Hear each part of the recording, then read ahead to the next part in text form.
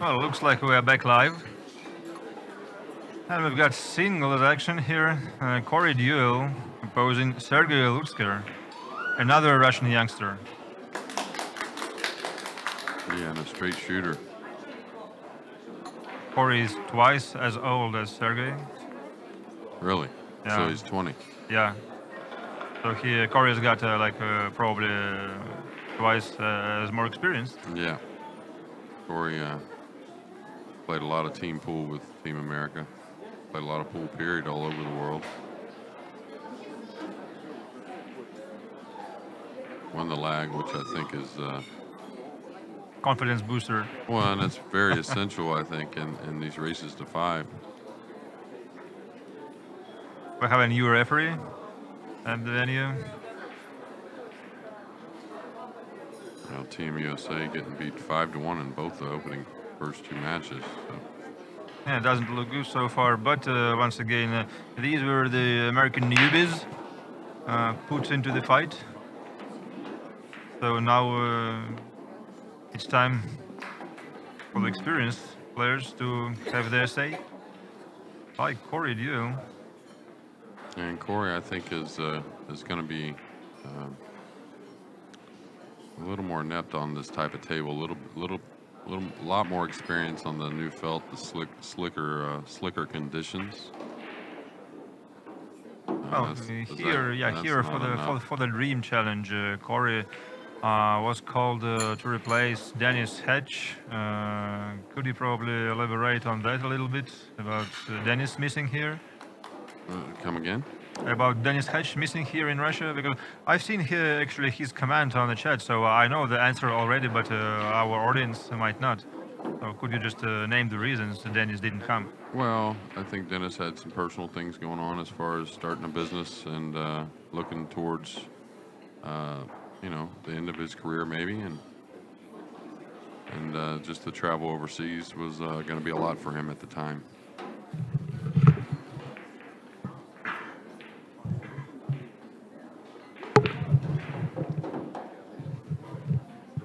A little notch on the 9. He's perfectly okay with this. Yeah, a little bit of distance here, though. And this is where the slick felt can get you a little bit at times if your timing's not good, if you're applying a little low right. And Corey not taking much time on this opening round. Yeah, that's a beautiful shot.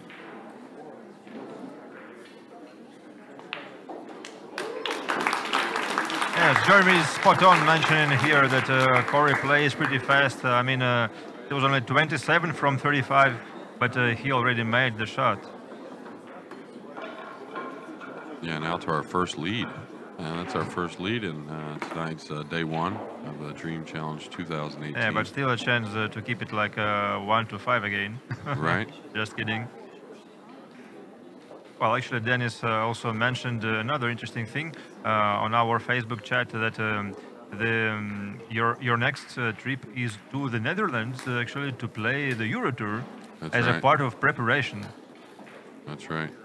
So he just couldn't afford being abroad that long. Now the 2-ball getting pinned on the back row. Yeah, it was over a 2.5-week trip.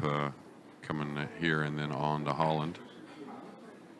So a lot with, I'm sure Dennis having a lot of responsibilities.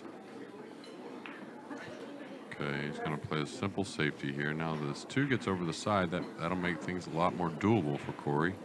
And I don't think the 6 is in the way of the jump shot. So if he's just got to go over the 9 here, he's got to, I think, maybe the 6 is in the way. I would definitely actually, I don't remember Corey using the jump stick that often. No, not that often.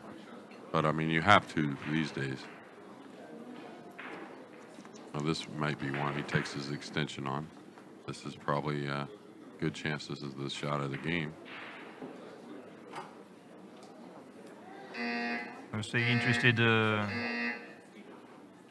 female audience. Looking at a handsome American playing pool. One thing about since we've been here in Russia, everybody's been great.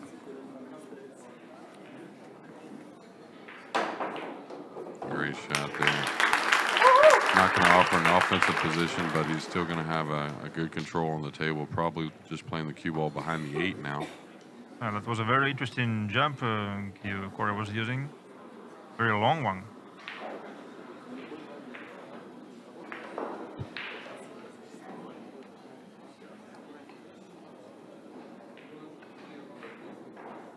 He'd like to get the 3 down table a little bit, but I'm not sure it offers that. So the 3 may still be kind of near the cue ball here. Oh, he did really well. Yeah, married the cue ball to the 8. Very good. I'm not sure he has anything but a 2-rail kick here, coming to the bottom rail and then the side rail and then towards the 3.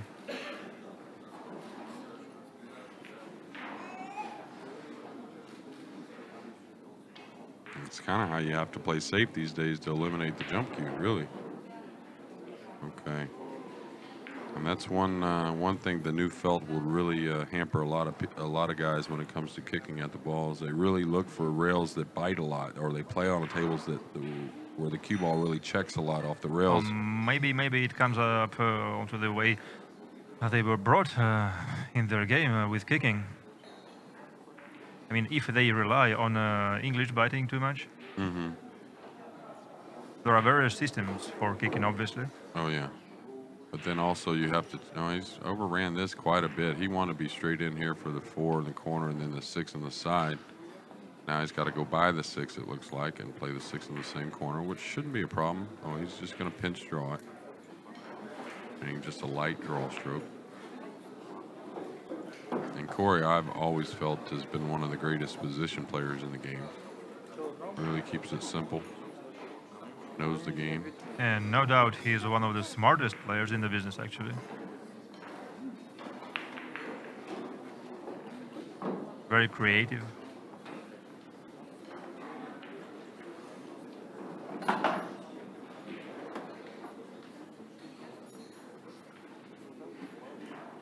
Probably just wants to pinch this back a little bit. That way he can get a nice natural 2-rail angle coming towards the 9. Going to stretch a little bit now.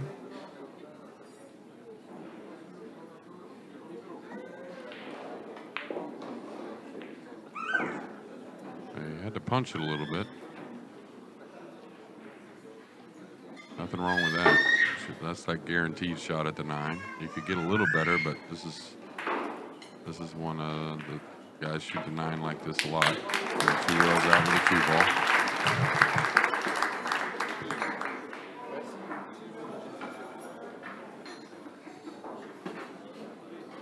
Well, you know what? Corey has just had his cue tip replaced. He had to use another shaft because his original playing shaft has developed a crack in the ferrule. Oh, wow. Actually, yeah, so he just didn't want to continue playing with it.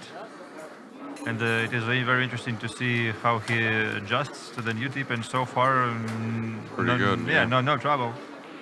Yeah, he was practicing with it earlier. Well, I think he had only maybe like 40 to 50 minutes of practice with this tip. I think in this case it's very important to try to once again keep it simple, without any requirement to apply extreme English or whatever. Yeah, with the new felt, you really want to stay away from extreme side spin, especially if you're at any distance away from your object ball or the shot you're taking on.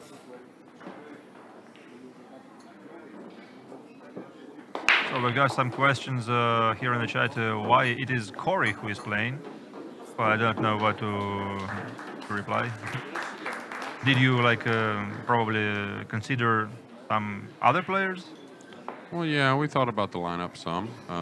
We wanted some experience, obviously, and we really set it up where all the players are going to play, as far as the singles is concerned. That's what we tried to do. That needs to bounce a little bit, and that's okay. We want to get real heavy on the 2. Yeah, well, I mean, Corey is the only American who traveled to the Kremlin Cup who is not on the Mosconi Cup extended roster. Right. So probably if we had some other American players, like maybe Mike Duchesne or you name it, probably it could have not been Corey, but he's here.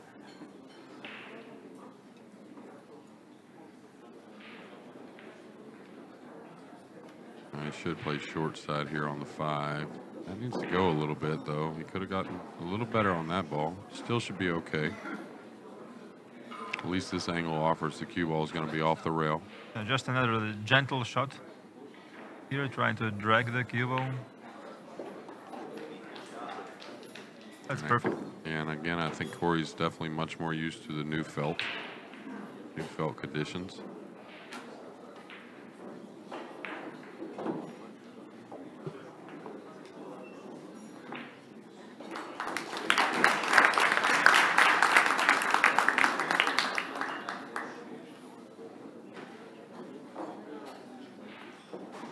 So far it looks like a whitewash is on. Well, it's not going to be 5-1 the other way, that's for sure. And that's what's going to happen for any of these teams that want to win, whether it's here, later on in the year, in the Mosconi Cup. It's all about applying that pressure.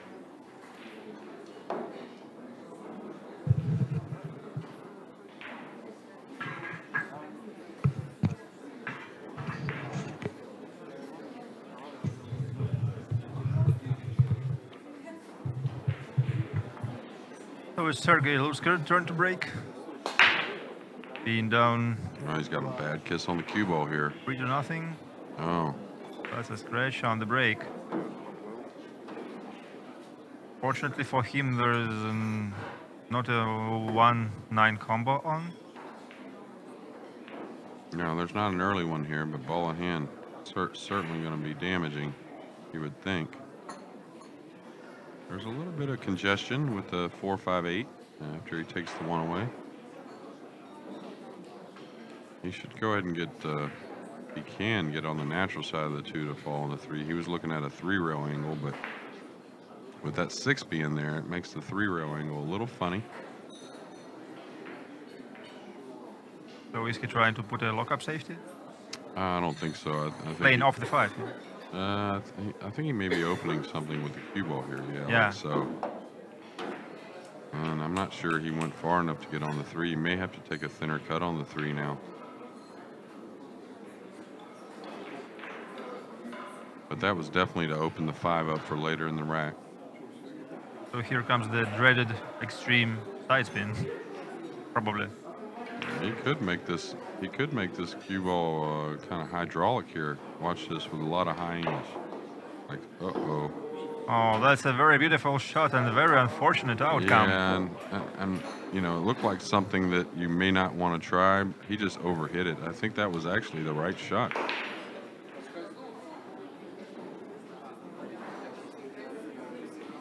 So how do you shoot this? Like a extreme top and a little bit of left? A little bit of right, actually. Actually, a little bit of right spin. Just the opposite, yeah. Yeah, he's gotten thin here. I would have been much straighter on this 4 ball. Should still be okay, but he makes it a hair missable now. Yeah, that's a diamond table, and the side pockets on diamonds can be pretty unforgiving. And we talked about Sergey. He's a straight shooter, so the 7 has both pockets available, it appears.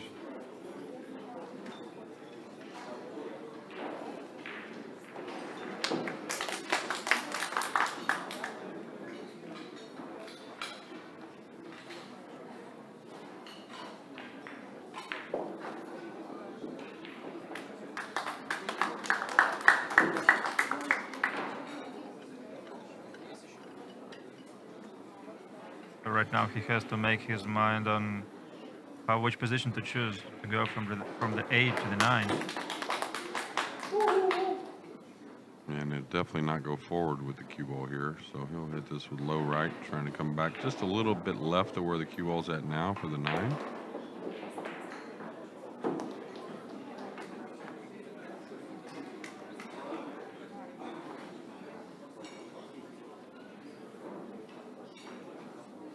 Get on the board here after a scratch on the break. Yeah, that's a very nice outcome for Sergey and Team in Russia.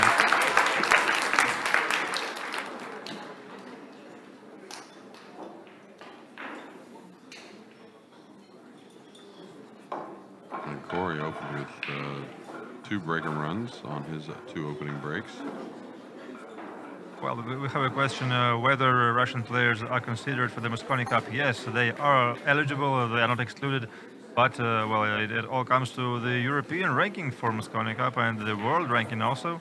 And after that, the wild cards. And obviously, Europe currently has got so many talented and top players that the Russians just don't make on the team.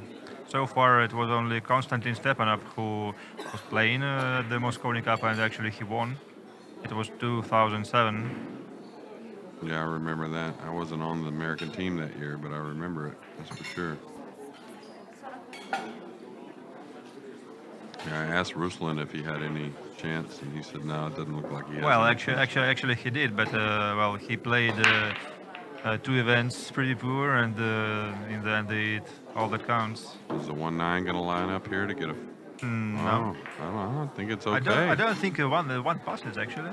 Yeah, but I think he's going to shoot this. It looks like this is laying okay. You don't see that often from the pros. Actually, No. they tend to run out. No, for sure, but I think this one's laying like kind of straight on.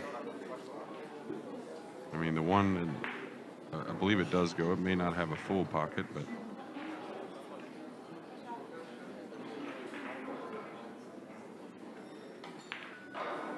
And there you very go. nice call by Jeremy. Yeah, that's it. You'll notice he hit it with enough speed for the 1 to go down table just in case he missed, making things tough for Sergey.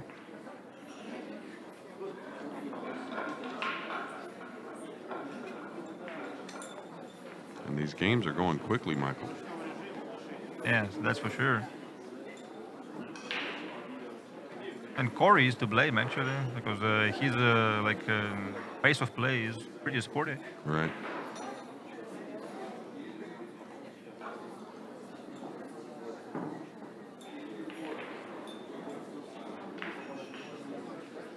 So Corey will have at least 2 breaks to win the match, whether he gets to shoot.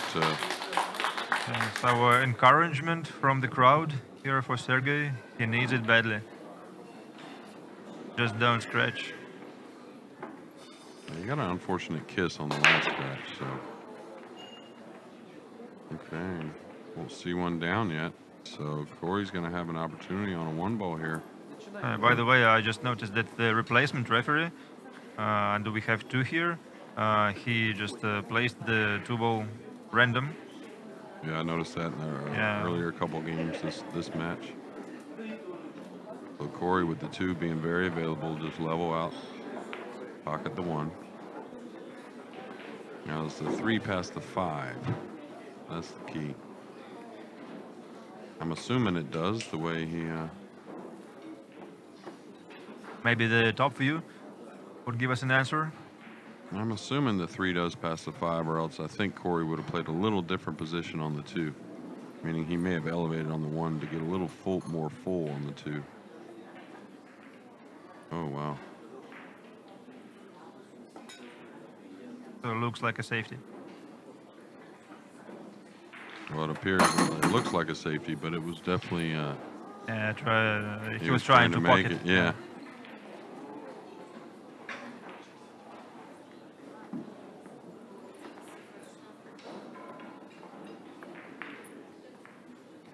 All right, that's not going to get it.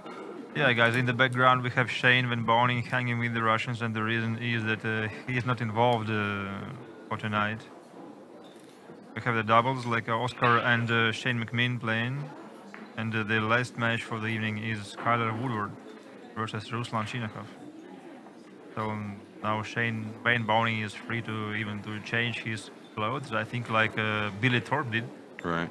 That's going to be way short of perfect there. I don't think he has an entire pocket, and he's way thin on the 3, so.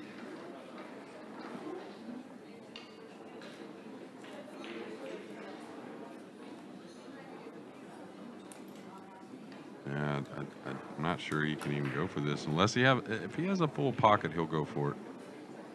And just roll into the 9, I think, and take his chances on the 4.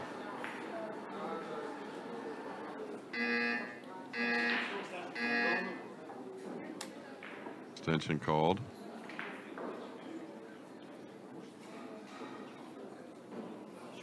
Corey knows he wants to capitalize here and now. Doesn't want to go to another game because funny things happen playing 9-ball. All right, he's drawing into the 9. Nice shot. Yeah, very nice, but like the 8-ball has become pretty tough now. Yeah, but an 8-9 combination that is definitely makeable. We've seen Corey make a 1-9 already in this match. Yeah, and that's the type of shots that I think Corey is a little more adept on. The slick cloth is the soft spin, like you saw the 3-ball with a low extreme outside. It makes it missable on the slick felt. Yeah, definitely Corey knows something about these type of shots. And it's the slick felt usually opens the pocket up a little bit, makes the pocket a little easier. But the difficulty is the swerve of the cue ball when you start putting side spin and trying to play position off balls. So definitely he will be playing for the combo here. Yeah, and he's gotten pretty ideal, I think, just to chip the 7 in the side and go 1 rail, or just go right down to the bottom rail. He could draw to the side rail, but I don't think that's necessary. Kind of like preference here. Playing low, playing low on the cue ball. Okay, he's going to stay above it. And well, you'll see now the cue ball kind of go up table after the combination. Corey an 8-9 combination away from getting the Americans on the board.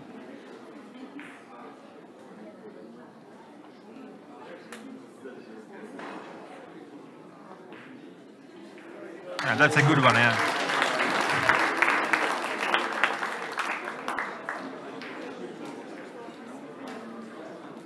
So we've got 5-1 once again.